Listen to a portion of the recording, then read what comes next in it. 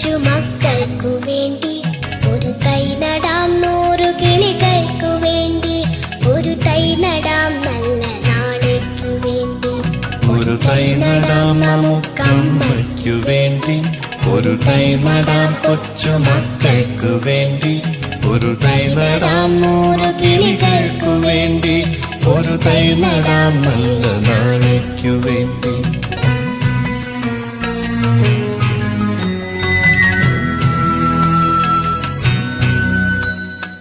ഇത് പ്രാണവായുവിനായി നടുന്നു, ഇത് മഴയ്ക്കായി തൊഴുതു നടുന്നു.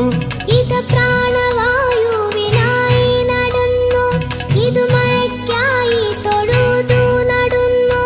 അഴകിനായി തണലിനായി തേൻ പഴങ്ങൾക്കായി 100 തൈകൾ നിറഞ്ഞു നടുന്നു.